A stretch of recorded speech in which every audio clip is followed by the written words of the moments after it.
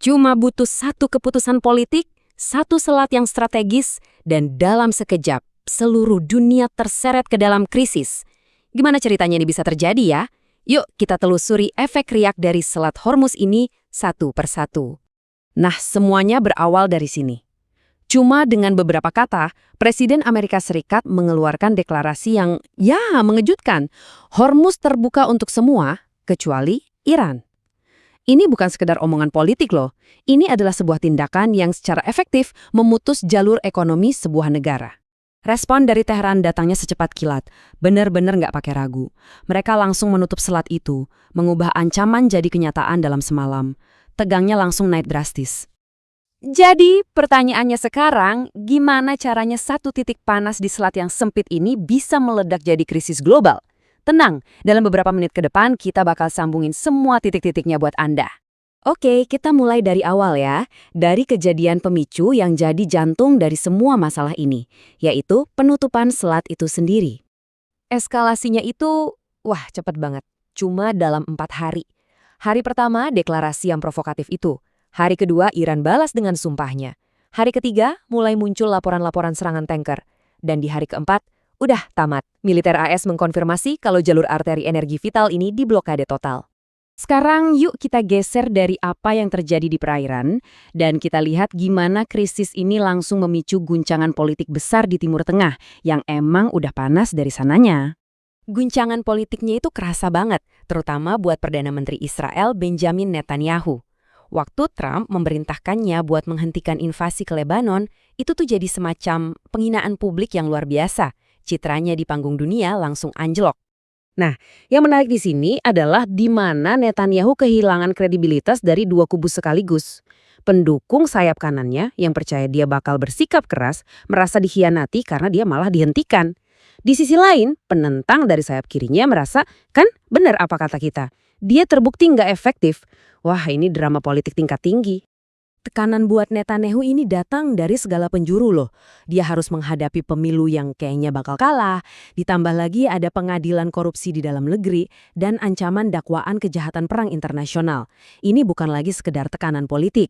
Ini soal seluruh karirnya yang ada di ujung tanduk. Oke, sekarang kita perlu lihat gambaran yang lebih besar. Karena krisis ini dengan cepat meluas, dari yang tadinya cuma politik regional, menjadi gelombang kejut ekonomi global. Skala gangguannya itu luar biasa besar. Bisa kita ringkas dalam satu angka ini, 900 juta. Sebanyak itulah barel minyak yang tiba-tiba lenyap dari pasar global. Angka yang susah banget dibayangin kan? Terus, siapa yang paling menderita?